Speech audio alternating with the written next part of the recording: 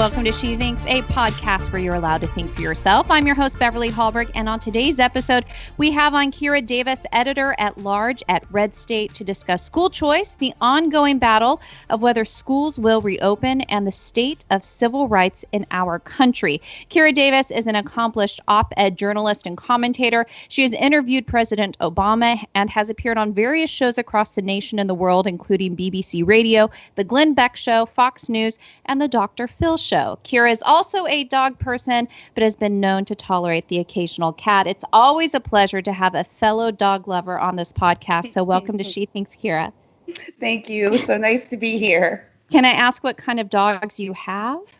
Yeah, we're usually mutt people. We adopt our dog. So our dog right now is a 3-year-old mix. I think she's a mix of some kind of hound and a pit bull. And not a pit bull. What's the dog that's the target dog? The terrier. Dog. The target dog. She looks like the target dog. Anyway.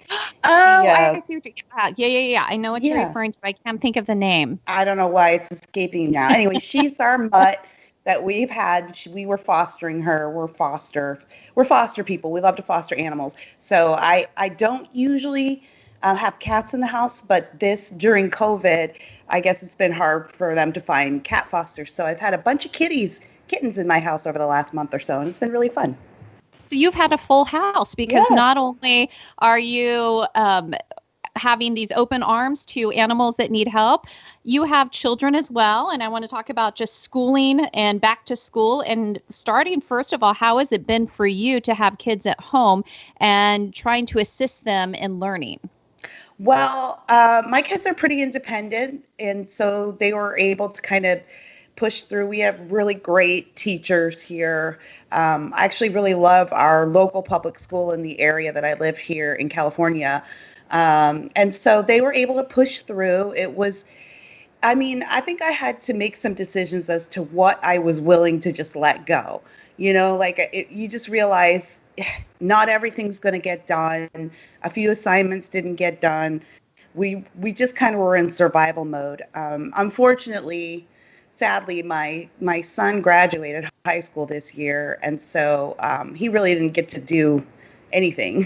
And he still hasn't done anything. We were supposed to have a modified graduation next week, and now that's canceled with the recent spikes. So it's been tough. And then trying to make plans for him for college. We're not sure if it's on, if it's off. It's a confusing time.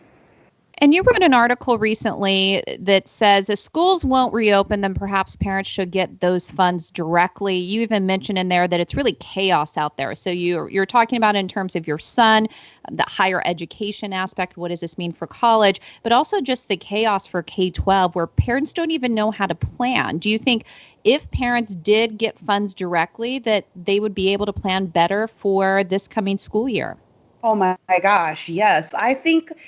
I just look at the situation here in California, and I can totally understand why there's a push for that to not happen, because I'm pretty sure a lot of parents would just choose private schools. A lot of private schools are opening with some modified, safety changes, but a lot of private schools are determined to offer the parents what they're paying for. And I think a lot of parents would jump to those private schools if they had those funds, And I think a lot more would simply homeschool. But what's really terrible right now is people are working. I happen to have a job where I can work from home. I can write from home. I can appear on these podcasts right from my kitchen. I'm very blessed to have a job where I can be available to my kids. But that's a rarity these days. There are a ton of parents out there who have no clue what they're going to do in the fall when kids really can't go back to school full time. And whenever I talk to any of my parent friends around here, the conversation is exactly the same. We have no idea what we're going to do. It's exhausting. Frankly, it's scary. Not only are people worried about COVID itself, it's also just these unknowns when it comes to a logistical standpoint. And what have you heard from the public schools there, not just in them thinking through how one could social distance, but are they really communicating well with parents and providing different options? I know it varies from city to city and state to state, but do you feel that the public educators are trying to work with parents? Absolutely. My school district has been great. I know LAUSD has been having issues. I'm in Orange County, and it's night and day, really, between those school districts, and always has been. But our district has made every attempt to communicate with us. I can't fault them at all. They're just as confused. No one really knows. But the plan we have so far going into beginning the fall, which will start here August 18th, is a 50-50 hybrid with an option for 100% online learning. So you can send your kid to 2.5 days in-person learning and then 2.5 days online, or you can do the full 100% online program. I will not be participating in either of those options. One of the concessions I make to send my daughter to this really great public school in lieu of a private option, which is not an option for us right now, is on curriculum. So there's some things at school that they learn that I'm not like that jazzed about, but the trade-off is being able to send her somewhere every day and send her to a good school. But if she's going to be in school for only 2.5 days a week, and then we're schooling at home for 2.5 days a week, it doesn't make sense to me to be beholden to their curriculum. So I'll be pulling my daughter out. We'll be educating at home until the school district gets things figured out, if they ever do.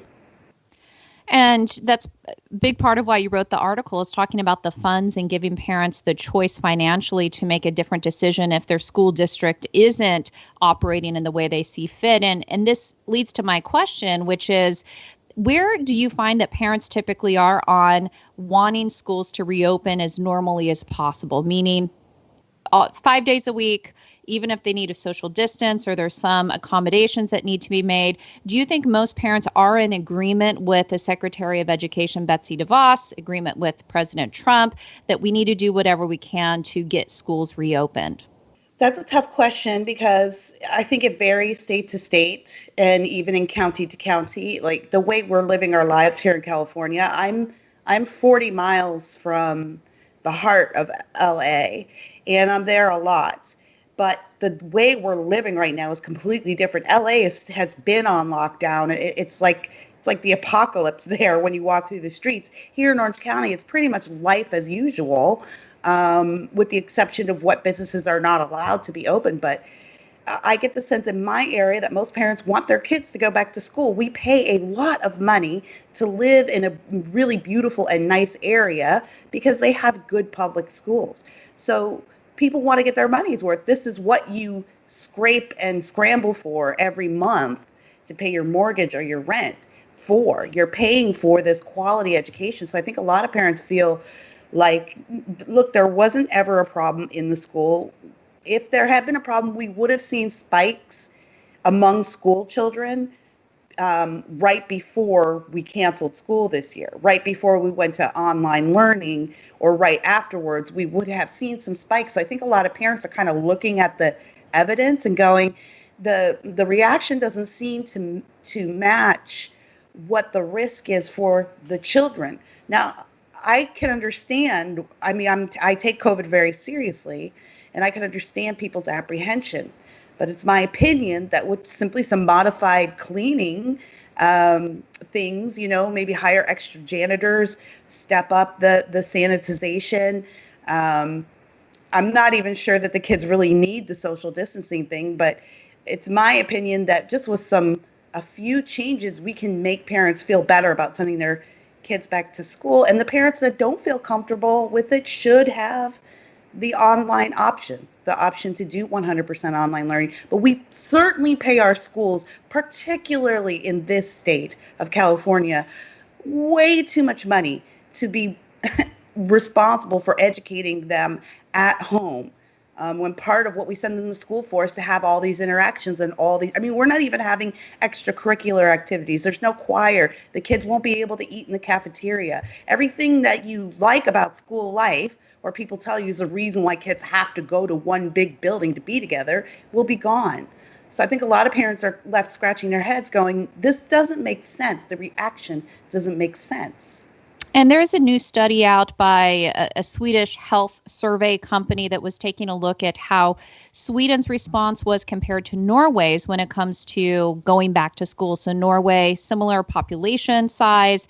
Norway decided to close down schools. Sweden decided to keep things open. And they found that there was no difference in how many children did contract COVID, and also no difference in teachers that contracted COVID. So as we get more data, shouldn't that inform schools and therefore they can make better decisions? Or do you think that there are too many politics involved right now in this time for schools to take an objective look at whether or not we should reopen? I feel like there's too many politics going on right now. Part of it, if I just go with my experience as a parent with my school district, I honestly think they've been doing their best to navigate the guidelines, they want to put the kids back in school. So part of it is just there's so many unknowns about this disease, but the reason that there are so many unknowns about this disease is that politics has just infected, forgive the pun, this entire conversation. So no one's ever really sure if the data they're getting is the real data. You've got studies that say kids aren't a problem, but then you got studies that say, well, they can be carriers. And you have studies that say the sun kills the virus, or you've got studies that say, no, a proper filtration system inside. Like, there's just masks, no masks. It's all wrapped up in this idea that Americans have now been, not only were we politically divided, but we're divided in the respect of how we view this virus and how this virus should be affecting us. And it is getting wrapped up in electoral politics, unfortunately. And then the other thing is just with the environment now, anything that comes out of Trump's mouth is going to be automatically shunned by 50% of the country, no matter what he's saying. The debate for the treatment of hydrochloroquine is a great example of that, hydroxychloroquine. And so I think for a lot of parents, they're confused. They're not like us, where they have their head in the news all day and they're reading reports and blogs. And I'm looking at my county's COVID numbers every single day. It's part of my job. And most people don't have their heads in the information like that. So there's mass confusion going on. I think at least some school districts are doing what they can, but I don't know how much they can do. They don't have a lot of power here, and things are changing day to day.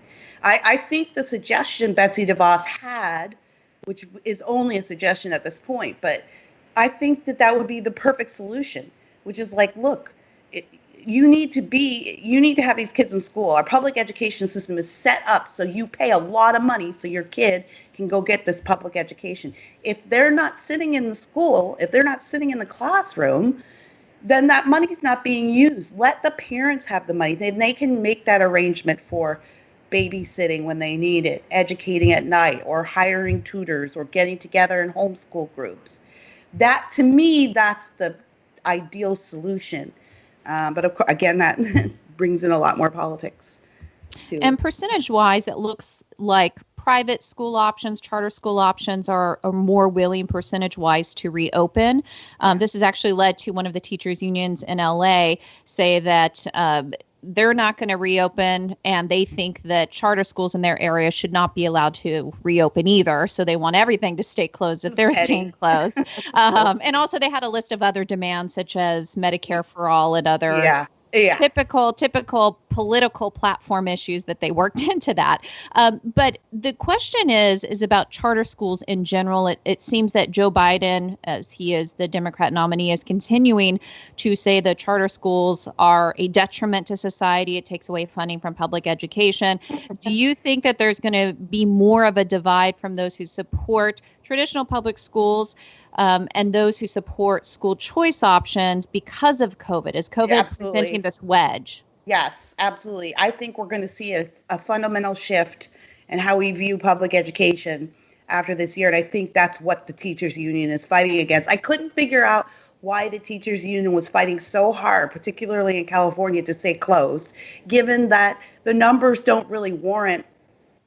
among children don't really warrant this same type of panic. And most teachers want to be in the classroom. No teacher gets into teaching to teach over video. So I'm always my thing is follow the money. And so I was wondering, where's all this, what's kind of money is exchanging hand for these unions to be pushing so hard to cancel school basically again. And I realize now that is the issue, is that if everything's not canceled, then people are going to figure out that they don't need school the way it's been traditionally set up, that they have other options. This is something interesting. I think a lot of parents are finding out what's being taught to their kids, right, and how their teachers are talking to them. I'll tell you just a quick story. I'm actually on vacation this week. It's a self-imposed social media break. I do it once a year. And my husband and I went for a couple of days to Palm Springs and found a hotel that was open, sat by the pool. We're eating next to a couple, and I was eavesdropping on their conversation. They were both teachers, and they were talking about going back. And the woman said, I thought this was very interesting. She said, I don't want to teach online because it's a privacy issue. I think it invades my privacy because I don't want the parents to have to see me teaching the kids. I think that's something I should do in private. Right. That's what I said. Now I'm on vacation. So my husband heard me, my husband watched me react to that, and he was kind of like, cool it. Like, we're on vacation. Get another drink. It'll be fine. But I was like, to me as a parent, I was like, wow, that's very revealing. She seemed like that was normal, the idea that the parents shouldn't know how she's speaking to the kids or talking to the kids, that the parents in the equation were the problem. And that's what's happening here. Parents are beginning to figure out that they're not actually the problem in this equation, and they can be more of the solution. And unfortunately for unions, that means giving up some power that's already waning thanks to the Janus decision, and membership in unions have been dropping across the country. But that's why Biden is pushing hard. And this is exactly why Trump should keep pushing that school choice issue. You should make the Democrats tell people why they're not allowed to choose where their kids go to school. You should make them do that every chance you get. Now, what's interesting is that Biden and Warren and the Democrats are against charter schools, but charter schools are public schools. And also, it's just an outright lie that charter schools take money from public schools. If anything, public schools save money because they still get half of their federal and state funding, even if that kid is not sitting in that classroom. That's a deal that the unions brokered.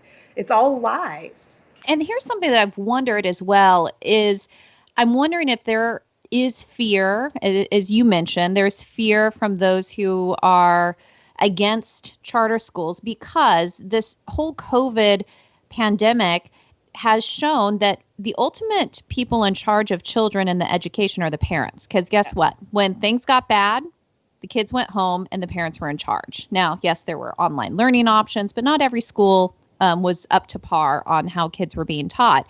And so this necessitated parents taking control of their child's education. I wonder if there's fear among some people in traditional public education that they think, oh no, parents are going to think they're in charge again. And we have to tell them, it's a power grab. And here in California, this is exactly what we deal with the teachers unions. This is exactly an issue that we deal with. The teachers unions are constantly pushing and passing legislation to shield the classroom from parental viewing. So we're always having to go and fight for our rights to know what's being taught in school. I mean, it's just insane what we have. So they are always fighting against it. A lot of that is because there's political agendas being stuffed into our curriculum. I happen to live in a pretty conservative school district, so the school district does what it can to work around that. And they do a pretty good job because everyone's fairly like-minded around here.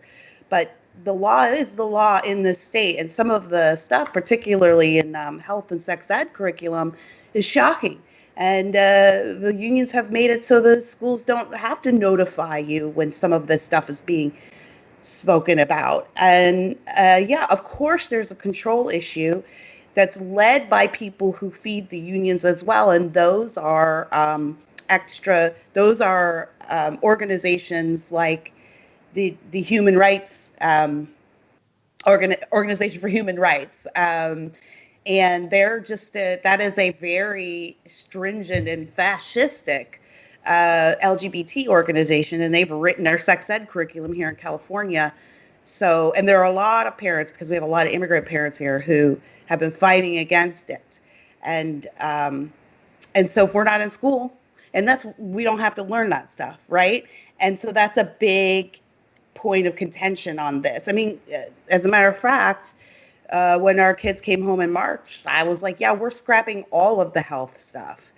There's no way I can talk to you about your body and we can talk about the functions of this, but like this extra stuff that the state requires us to teach the kids about transgenderism and masturbation and all kinds of crazy stuff here in California, I took that opportunity to be like, oh no, that's gone.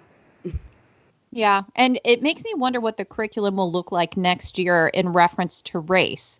So whether or not the Black Lives Matter movement, the political organization, the unions are trying to implement curricula that is going to talk about race in a new and expanded way. Have you seen any evidence that that could be the case? I've seen rumblings. I know the 1619 Project is working on trying to get their hands into public education. If it's going to happen anywhere, it'll happen here in California. I think we'll see. My hope is that we don't try to do what the kids that are throwing temper tantrums out there right now are doing, which is erasing history, canceling history, tearing it down. My hope is that we'll expand it. As a Black mother, I've always thought that we don't teach enough about the history of Black Americans in this country. And as a matter of fact, Black History Month has become almost non-existent in schools in my area. It's been pushed aside for Pride Month. And every February, my kids come home and I'm like, what'd you learn about Black history this month? And they'll be like, nothing. So I've always thought we should be teaching more. I call it Black history, but really it's American history. So I see nothing wrong with expanding and expounding on the history in a way that we maybe have been irresponsible in the past in not teaching more of. But as far as some of this communistic stuff coming down the pipeline, it'll be interesting to see where it gets pushed and what the pushback will be. I don't know. And for parents who are listening to this and are in full agreement with you, maybe they are like you, they've seen some of the lesson plans that they were supposed to help their kids with, and they're like, nope, not going to do it.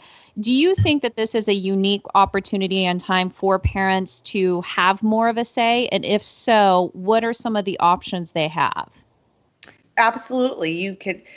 Listen, we've kind of been conditioned to assume that the public school has like this ultimate authority over our kids, and they don't. You can say no to anything. Like, it's fine. What they'll do is they'll hold that grade over your kid's head, or they'll hold that. But you can find ways around that. So what I did for my daughter is the work is required. The work, there's some paperwork that has to be done, like a test or a quiz. I just figured out the answers. We filled out the answers and sent those back, and then we did our own lesson. I know a lot of California homeschool parents who do the same thing, just to get past some of the rules. That might sound like I'm telling you to lie, but I'm actually telling you to rebel against the idea that you have to tolerate the curriculum. You pay for this education. You don't have to tolerate what's in there, but sometimes you need to be creative. There's also, you can do what I'm doing and just take your kid out of school, and then you have full control over that curriculum. Or the harder option is to let them go and let them learn what the curriculum is, and then make sure you're deprogramming when they get home. Make sure you're discussing those things. That's a lot of extra work that parents don't want to have to do, but it's an option for you. And then, of course, there's charter or listen, this is my advice to any parent. If you have the option to get your kid out of public school this year, just do it. And I'm not against public schools. Like I said, I love my public school here in the area that we live in. The teachers are great. The building's great. It's a wonderful and supportive community. I love it. It's breaking my heart to not send my daughter back there. But I think if you have the option this year, take your kid out of public schools. I don't think anything good's going to happen there the next year. Final question for you to end on a more lighthearted note. Do you recommend that other people take a social media fast, and how has your week been? I don't know, is your week up? Have you finished? No. Yeah. I'll be back online. It's officially up on Friday. So I did Friday to Friday, but my extended just to Monday. I absolutely recommend you take a social media break. My life has felt a lot less stressful. Even though there's all kinds of stressful stuff still happening, it's amazing how much air can be taken out of your rage and your angst when you're not reading everyone's thoughts and comments all day long. And so I know I was hoping that you weren't going to ask me too much about current events for this week, because all week Fair. long I haven't watched the news at all. I logged into Twitter today to take a quick peek about a friend who was like getting into some controversy online, and that was it. Listen, folks, social media is not the real world. And I know a lot of people feel like we're really divided. We're more divided than ever.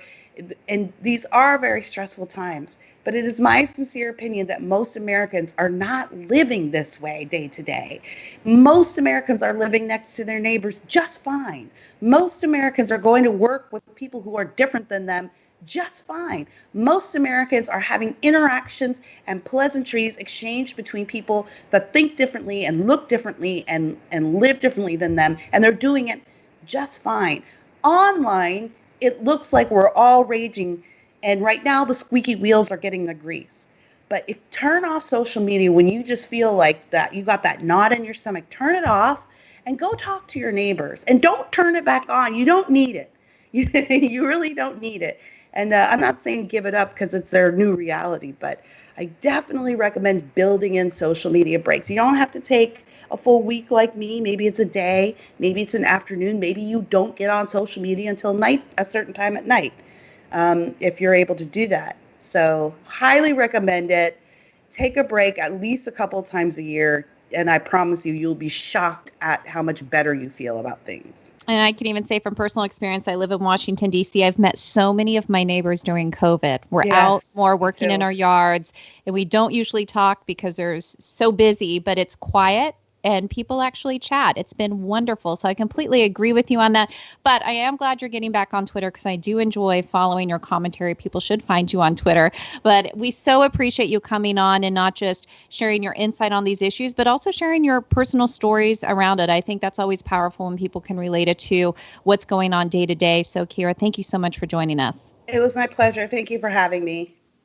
And thank you for joining us. If you like what you're hearing on She Thinks, then you won't want to miss out on the latest news from Independent Women's Forum. Sign up for mobile insight alerts and email updates by going to IWF.org. Last, if you enjoyed this episode of She Thinks, do leave us a review on iTunes or wherever you get your podcasts. It does help. And we'd love it if you shared this episode and let your friends know where they can find more She Thinks conversations. From all of us here at Independent Women's Forum, thanks for listening.